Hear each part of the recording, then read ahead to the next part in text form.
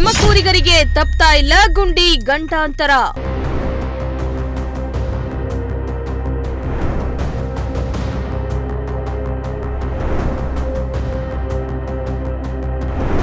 ಗುಂಡಿಗಳ ರಸ್ತೆಯಲ್ಲಿಯೇ ಬಿದ್ದು ಎದ್ದು ಹೋಗ್ತಾ ಇರೋ ಸವಾರರು.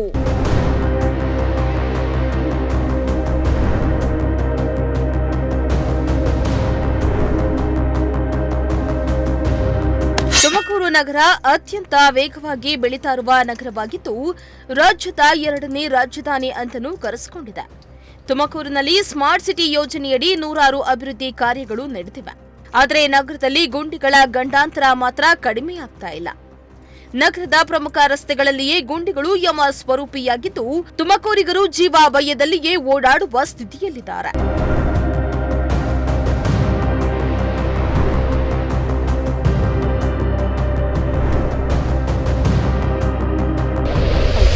ತುಮಕೂರು ನಗರದ ಹೃದಯ ಭಾಗ ಅಂತ ಕರೆಸಿಕೊಳ್ಳುವ ಮಂಡಿಪೇಟೆಯ ಮುಖ್ಯ ರಸ್ತೆಯಲ್ಲಿಯೇ 10 ಗುಂಡಿಗಳು ಬಿದ್ದಿವೆ.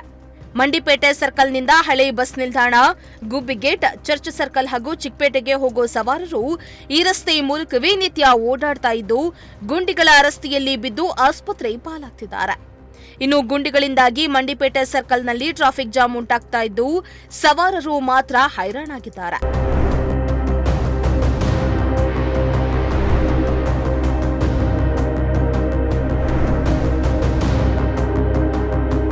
ಮಂಡಿಪೇಟೆಯಲ್ಲಿ ನಿತ್ಯ ವ್ಯಾಪಾರ ವಹಿವಾಟು ಜೋರಾಗಿಯೇ ಇದ್ದು ನಿತ್ಯ ಜನ ಜಂಗುಳಿಯಿಂದ ಕೂಡಿರುತ್ತೆ.